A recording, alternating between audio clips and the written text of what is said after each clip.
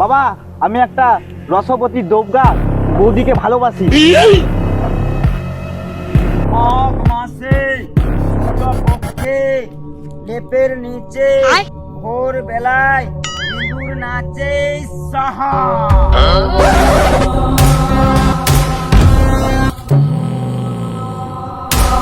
জয় বাবা, তোমাকে প্রণাম বাবা। বাবা জয় বাবা, জয় বাবা। কি তোর মনের ইচ্ছা বল বৎস।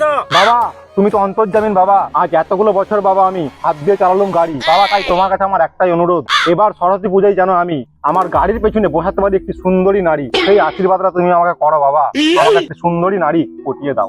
ধরে বস বৎস, তোর মনস্কামনা পূর্ণ হবে খুব তাড়াতাড়ি। বাবা আমি কিন্তু একটি মেয়েকে ভালোবাসি, কিন্তু সেই মেয়েটি আমাকে ভালোবাসেনি, কিন্তু আমি চাই তুমি তাকে পটিয়ে দাও কিছু তন্ত্রমন্ত্র করে, যাতে আমি তাকে এই পুজোতে নিয়ে ঘুরতে পারি। ঠিক আছে বৎস, ওই মেয়েটাও তোকে ভালোবাসবে, শুধু ওই মেয়েটার নাম আমাকে বল। বাবা মেয়েটার নাম হচ্ছে কদমকলি বাবা, মেয়েটার নাম কদমকলি।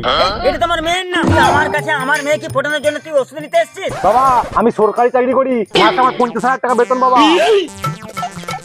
তুই সরকারি চাকরি করিস?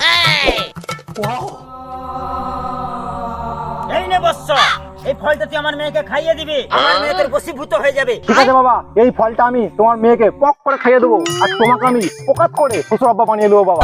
এবার তুই বল বৎস, তোর কি মনের কামনা? বাবা আমি একটা রসবতী দোবগা বৌদিকে ভালোবাসি। আমি চাই এবারে সরস্বতী পুজোয় ও বৌদিকে আমি নিয়ে ঘুরি। ওই মেয়েটার শুধু নাম বল, এমন তন্ত্র করে দেবো তোর প্রেমে হাবুডুবু খাবে। বাবা ওই ডাকুডুকুর বৌদিটার নাম হচ্ছে ফুলকলি। হেই, কি বললি? ফুলকলি? ওর আমার বইয়ের নাম মনে হচ্ছে। বাবা তোমার বউ তো কি হয়েছে? তোমার বউ কি আমার গার্লফ্রেন্ড হতে পারেনি? আমার বউকে পটানোর জন্য আমার কাছে মন্ত্রিতে এসছো?